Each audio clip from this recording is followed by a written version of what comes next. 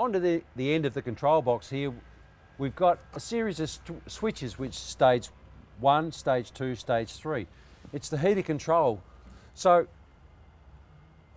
what this does is it initiates each stage of the heater bank within the unit when you're running the unit primarily off electricity. So when you're not using the gas side of things, you're using the electricity side of things to generate the functionality of this machine, you'll find that when you put the switch on the front panel there to electric, as I showed you earlier, what you'll do is you'll get the machine running, up and running, and then slowly you'll turn each bank on. So the whole idea of this is you don't go 1, 2, 3 straight up. So it's a periodic process. So you'll turn stage 1 on, you'll wait a few moments, that'll click in, you'll turn stage 2 on, you'll wait a few moments, and then you'll turn stage 3 on. So if you load them up too quickly, you'll get a shutdown light illumination come up, so you just know that you have to take your time in relation to turning them on. But they're set up like that primarily because it does need time to facilitate each heater bank as it comes on.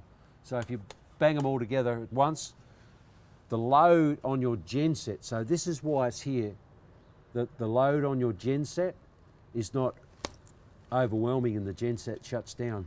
So it gives everything time to appropriate itself. So just turn stage 1 on, wait a few moments, let it settle down, and you'll hear the genset, the draw on the amperage, you'll hear the genset change in its revs. Once it settles down, listen again, and so on.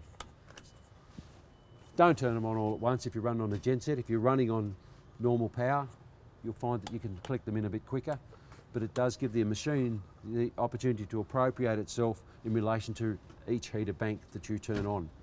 Take your time, be patient, make sure it's right, make sure cables are installed correctly. 3-phase pins, make sure that the holding clamp is done up correctly and appropriately. And if you do find anything wrong with this particular machine as far as cabling and that's concerned, tag it out, write it up, tell BlastOne that you found a problem. Predominantly those problems originate during transport, and it can happen, not all the time, but it does happen.